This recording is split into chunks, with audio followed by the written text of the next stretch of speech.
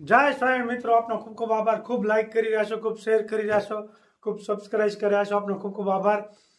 આજ તો મારે વાત કરવી છે સુદામાની અને શ્રી કૃષ્ણ ભગવાનની. સુદામા અને શ્રી કૃષ્ણ ભગવાન નાનપણમાં પાકા મિત્ર હતા. પછી જશોદા મૈયાએ કીધું છે કે આમ રમવા જતા હોય ક્યારેક બહાર, ત્યારે એમ કીધું છે કે સુદામાને કે આ ડાળિયા હજુ લઈ જાઓ અને ભૂખ લાગે ને ત્યારે ખાજો એમ. નાનપણમાં તો બે ભેગા જતા, બધા આખું ટોળી હતી. આમ તો માખણ બધા લઈ આવતા ને ચોરી કરતા હતા ને એવું બધું. પછી એકદમ વરસાદ જોરદાર પડ્યો એટલે ત્યારે સુદામાએ ડાળિયાની પોટલી પોતે રાખીને અને ઝાડવા ઉપર ચડી ગયા. બહુ નીચે પાણી આવવા મળ્યું એટલે, અને ઝાડવા ઉપર ચડીને અને ડાળિયા એકલા એકલા ખાધા કર્યા સુદામા. બીજા કોઈને દીધા નહીં. કૃષ્ણ ભગવાનને ખ્યાલ આવી ગયો હતો કે આ સુદામા ડાળિયા ખાય છે એકલા એકલા, એને મને ભૂખ તો લાગી છે બહુ. પછી કૃષ્ણ ભગવાન પૂછે છે સુદામાને કે મિત્ર શું કડકડ કડકડ શું થાય છે? એ કે આ ઠંડી વાય છે ને, વરસાદ બહુ પડે છે ને એટલે ટાઈટ વાય છે એટલે દાંતના કડકડ કડકડ દાંત થાય છે. એવું કૃષ્ણ ભગવાન પાસે સુદામા ખોટવું બોલ્યા. એ ચોરી સુપીને ખાધા ડાળિયા સુદામાએ, એટલે દાળ દરિયાને ભોગવવું પડ્યું. અને એટલી બધી પછી મોટા થયા ત્યારે કૃષ્ણ ભગવાન તો દ્વારકા વહી ગયા અને સુદામા પોરબંદરમાં રોકાઈ ગયા. અને સુદામાને એટલી બધી બેકારી આવી ગઈ કે અનાજ ખાવાનું એક ટકના પૈસા નહોતા, કે અનાજ એક ટકનું નહોતું. અને એને 3 છોકરા હતા સુદામાને. સુદામાની પત્ની આમ કળગળે છે કે તમે ગમે ત્યાંથી જાઓ, ક્યાંક માગી આવો. એ કે ક્યાંય મળે એમ નથી, મેં બહુ આટા મળી દે. એ કે એમ નથી, એવું કહ્યું તમારા મિત્ર કૃષ્ણ ભગવાન પાસે જાઓ, એ કોઈ દિન આ નહીં પાડે, એ તમારા નાનપણના મિત્ર છે. એ કે હું માગું નહીં, મરી જાઉં તો માગું નહીં. એટલે પછી બહુ એણે એમ કીધું. એટલે ગયા એ સુદામા. હવે ઉગાડા પગે ગયા, ડગું ડગું હાલતા ગયા. પોરબંદરથી દ્વારકા તો આઘું પડે. પછી થોડાક બધી હાલવાની શક્તિ નહોતી રહી એનામાં. પછી થાકી ગયા અને ઝાડ નીચે સૂઈ ગયા. ઉઠ્યા ને સીધું દ્વારકા આવી ગયું. કૃષ્ણ ભગવાને પરચો પૂર્યો, સીધા દ્વારકા પહોંચાડી દીધા સુદામાને. ઉઠીને જોયું તા કે કેવું છે કે દ્વારકા. તા તો રાજી થઈ ગયા. એ કે આ તો કૃષ્ણ ભગવાને જ મને પહોંચાડ્યા હોય એમ. પછી હળુહળું કરતા કે કૃષ્ણ ભગવાન દ્વારકા મારે ત્યાં મળવું છે એમ કરતા કરતા પૂછતા પૂછતા ત્યાં દ્વારકાના દરવાજે પહોંચ્યા. અને ત્યાં પહોંચીને કહે કે મારે કૃષ્ણ ભગવાનને મળવું છે. તો ફાટલા તૂટા લુગડા, ઉગાડા પગ, પગમાં લોહી વહ્યા જાય. અને આમ જોયું ત્યાં તો માણસો રાખેલા હોય. એ કે કોણ છો તમે? એ કે મારા મિત્ર કૃષ્ણ ભગવાન છે ને, એને મળવું છે. મીઠા દાંતે દાંત કાઢવા. એ કે કૃષ્ણ ભગવાન હું મિત્રની તાણ છે, આવા હળી ગયેલા હોય, કપડાં તમારા નથી, ફાટી ગયેલા છે, ચંપલ નથી. કૃષ્ણ ભગવાનના આવા મિત્ર આવા હળેલા ન હોય. એને મિત્ર તો ઘણા તમારી કરતાં હારા હારા બહુ જ્યાદા છે. અને એને મિત્ર છે એવું કહી કે તો અહીં ઘણા આવે છે એમ કરીને મીઠા દાંત કાઢવા. અને એ કીધું થકો મારે પડી ગયા અહીંયા.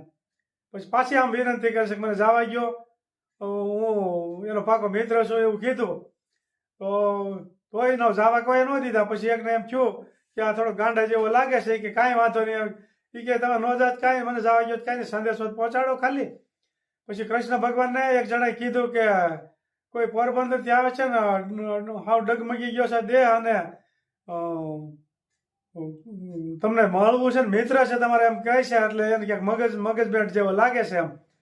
એટલે કૃષ્ણ ભગવાને કીધું કે કોણ આવે? કોણે કીધું? એટલે કે સુદામા. સુદામાનું નામ પડ્યું ને. સિંહાસન માથે બેઠા હતા, રસગાદી માથે. કૃષ્ણ ભગવાને દોઢ કાઢી ઉગાડા પગે. ખેસે નથી, એનો પેરાનો રસ્તામાં પડી ગયો. ચંપડી પહેર્યા વગરના દોઢ કાઢી કૃષ્ણ ભગવાને. અને જ્યાં એ દરવાજે સુદામા પડી ગયા હતા ત્યાં દોઢ કાઢીને અહીંયા પૂગી ગયા. અને સુદામા કર્યું તો સુદામા ઊભા થયા અને ભેટી પડ્યા. અને એ કે આવા નહોતા દેતા ને, અમારે ભૂલ થઈ ગઈ. પછી તો જ્યાં ઓલા દરવાજે માણસો હોય ને એને માફી માગી. પછી કૃષ્ણ ભગવાનને દ્વારકામાં લઈ જાય છે. અને ત્યાં એના મોટા કૃષ્ણ ભગવાન બેઠા હતા ને, એના એ ગાદી ઉપર બેહારીને અને એના પગ સાફ કરે છે. કૃષ્ણ ભગવાન પોતે નીચે તગારું રાખીને અને એના કાંટા વાગ્યા તો એ બધા કાઢે છે. અને પછી કૃષ્ણ ભગવાન પૂછે કે અમારા ભાભીએ કાંઈ મોકલ્યું છે એમ? એટલે કે નહીં. પછી એણે જોયું કે આમાં તો બહુ મોટા મોટા હતા ને, બધા બહુ હારી હારી પ્રસાદી ને બધું લાવતા હોય. એટલે એમાં સુદામાએ એના પત્નીએ 2 મોટી પૌવા લઈ આવ્યા છે ક્યાંકથી માગીને. પોતા પર ઘરમાં તો કંઈ હતું નહીં, એ ઉછીના લઈ આવ્યા હતા. એ કે બાંધો ને તો એના હળી ગયેલા પગમાં બાંધ્યા છે.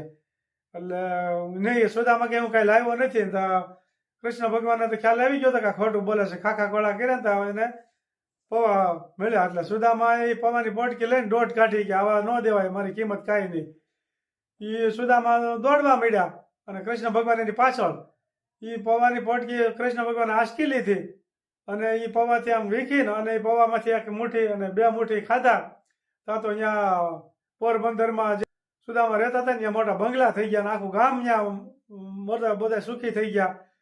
પણ કૃષ્ણ ભગવાને એવું નથી કીધું કે તમારે અહીંયા એટલું થયું છે. પછી સુદામા જ્યારે પાછા પોરબંદર જાય છે ને ત્યારે સંકોચ એને બહુ થયો કે માગવું કેમ, અને કૃષ્ણ ભગવાન કે મેં દીધું જ પણ આને કહું કેમ, એને માગ્યું નથી મારે કેવું કેમ. પછી રૂક્ષ્મણીજી પૂછે છે કે તમે એટલું બધું દીધું સુદામાને તોય તમે એમ કેમ નથી કહેતા કે મેં દીધું છે. એ કે એને મોઢામાંથી એમ નથી કીધું કે મને આ વસ્તુ આપો, તો મારે એમ કેમ કહી શકાય. અને એ દ્વારકાથી પોરબંદર સુદામા હાલ્યા ગયા, ત્યાં જોઈને તો મોટો મહેલ બનાવી દીધો હતો. અને એ ગોતતા હતા અમારી ઝૂંપડી ક્યાં છે. ત્યાં સુદામાની પત્નીએ આમ હાથ કર્યો કે આપણે આ ઝૂંપડી જે કારણે મોટો મહેલ બની ગયો છે. ત્યારે સુદામા એટલા બધા રાજી થયા કે વાહ મારો દ્વારકા વાળો મિત્ર વાહ, એમ કરીને ખૂબ રાજી થયા. આવો કૃષ્ણ ભગવાને પરચો પૂર્યો તો નાનપણના મિત્ર હતા. અને આ સુદામાએ નાનપણમાં ડાળિયા ખાધા ને એનું દારિદ્ર ભોગવવું પડ્યું. એટલે ગમે એવું હોય મિત્ર, કદાચ ભગવાનનો હોય ને આપણા મિત્ર, અને જે આપણે થોડુંક ચોરાએ ખાધું હોય ને ભોગવવું પડે. દશરથ રાજાને ભોગવવું પડ્યું હતું. રામના પિતા હતા તો છતાં અજાણતા વાગ્યું હતું, એને સાઈ નહોતું મારતું. શિકાર કરવા ગયા હતા, દશરથ રાજાને વાગી ગયું તો એને ભોગવવું પડ્યું. એટલે જે કોઈ કર્મ કરે, ભગવાન ખુદ હોય કે ભગવાનના પિતાશ્રી હોય કે ગમે એ હોય, એને ભોગવ્યા વગર છૂટક્યો નથી. એટલે મિત્રો, કર્મ ગમે એવું હોય, હસતા હસતા કર્મ કરતા હોય, એ રડતા રડતા ભોગવવું જ પડે, એમાં કોઈ છૂટક્યો નથી. જય સ્વામિનારાયણ, જય શ્રી કૃષ્ણ. શું ચાલે છે? મગ ભાત મગનું શાક વઘારું છું. મગનું શાક આજ બની ગયું છે ભાઈ. એ ભેગું થાય એમ ને? હા, બે ભેગું થાય, ડબ્બા મૂકી દેવી ને એટલે મગે થઈ જાય, ભાતે થઈ જાય. નવી સિસ્ટમ છે. તાપ ઓછો ને વધારે રસોઈ, વધારે રસ એક જગ્યાએ બેવાનું બની જાય ને. એક જ ડબ્બામાં ભાત ને રસાવાળા મગ કરશું એટલે મગ ને ભાત, આ મસાલો લીમડો ને આદુ ને ટમેટા ને મરચું ને.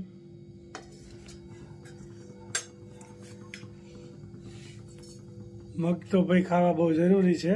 કઠોળ તો બહુ ફાયદો કરે લીલોતરી કરતા શરીરની માટે. જોઈ શકો છો ડબ્બામાં ભાત ને કુકરમાં મગ છૂટા, અને આ મસાલો રાઈ જીરું મીઠી લીમડા કાપા મરચા આદુ ને ટમેટા.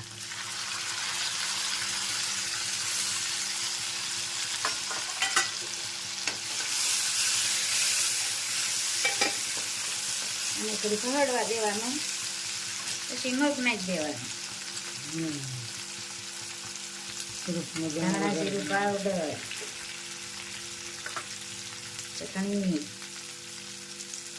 હળદર,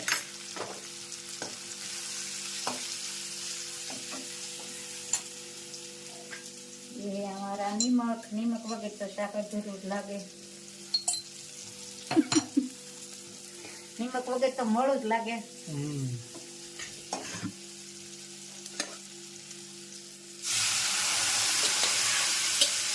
ये हमारा रेडी वघार हो गया.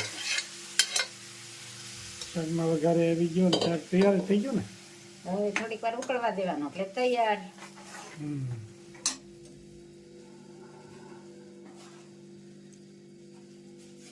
મુંબઈ થી જોશનાબેન દોંગા આવ્યા હતા. આપણે શ્રીનાથગઢ ગયા ને ત્યારે, દાદાની આવ્યા ત્યારે. અને દીપ્તિબેન કહે દાનબાપુનું સરસ વાત કરી. અને અમદાવાદ થી રેખાબેન સૂચક, વર્ષાબેન કહે નિશ્રા તો મોજમાં છે ને, મોજમાં છે. આપણે નિશ્રાન ઘરે કાલે જ જવાનું છે, લગન છે ને. નિશ્રાન દાદાના કાકાના ઘેર લગન છે. અને મુંબઈ થી જસનાબેન કમેન્ટ હતી, બાને કેજો ઊંધિયું બનાવે, પણ બા તો વિદ્યાનગર પૂગી ગયા. હવે આપણે હમણાં વિદ્યાનગર ને વડોદરા જવાનું છે ત્યારે કેવું ઊંધિયું બનાવશું. અને આંબળાની રેસીપી, એટલે આંબળાને ખાલી આપણે ખમણીને સૂકવી દીધા અને થોડાક હળદર મીઠામાં નાખ્યા છે, એ બતાવું ખરી.